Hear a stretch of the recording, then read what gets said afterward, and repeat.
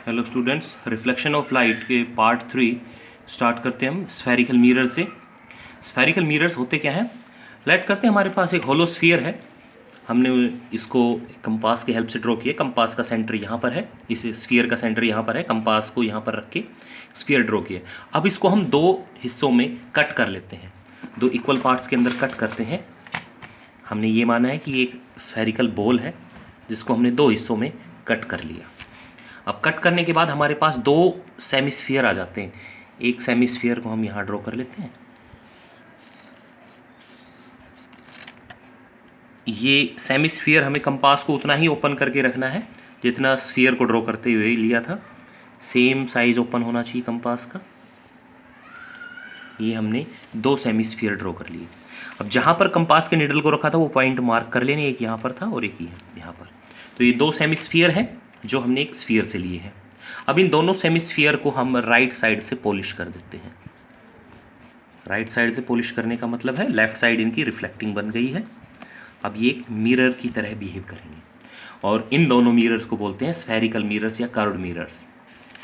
इस मिरर का particular name है कॉन्वेक्स मिरर और इसका कॉनकेव मिरर। ये दो टाइप के स्फेरिकल मिरर है। इन दोनों मिरर्स का दूसरा नाम भी है। इस कॉन्वेक्स मिरर का दूसरा नाम है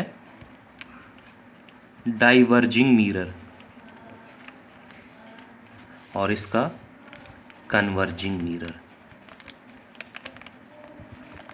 ये दोनों नाम अलग अलग इसलिए है क्योंकि ये कॉन्वेक्स मिरर लाइट रेज को डाइवर्ज करता है। जब भी लाइट रेज इस पर आके स्ट्राइक होती है ये डाइवर्ज हो जाती है, फैल जाती है।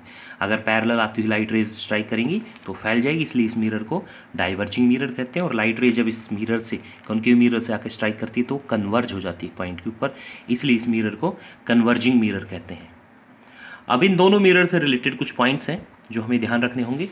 जैसे कि सबसे पहले ये पॉइंट, इसे हम कहते हैं सेंटर ऑफ कर्वेचर। लेटर सी से डिनोट किया जाता है सेंटर ऑफ कर्वेचर, जो कि इस होलोस्फीयर का ही सेंटर है। जब हमने इनको सेमीस्फीयर में डिवाइड किया तो वो जो सेंटर है वो centre he centre of curvature कहलाता है। इस पूरे रिफ्लेक्टिंग सरफेस को हमने मान लीजिए यहाँ से और यहाँ तक का रिफ्लेक्टिंग सरफेस माना है। इसे मार्क कर देते हैं M N. So M to N the whole reflecting surface is known as aperture. Same in the concave mirror M2 and this is center of curvature. And the midpoint of reflecting surface is called pole. Same here, pole. And a line joining pole to the center of curvature is called principal axis. Line joining pole to center of curvature is called principal axis. Suppose दो light rays principal axis के parallel आ रही है like this. एक ये मान लेते हैं इस तरफ से आ रही है और एक ये ऐसे आ रही है।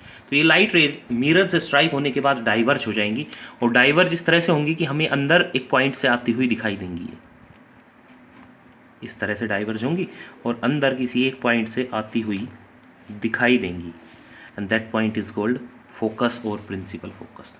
जिस पॉइंट से लाइट रेज आती हुई दिखाई देती है उस पॉइंट को कहते हैं प्रिंसिपल फोकस। कैपिटल एफ से डिनोट करते हैं। And the distance between pole to focus is called focal length denoted by small F.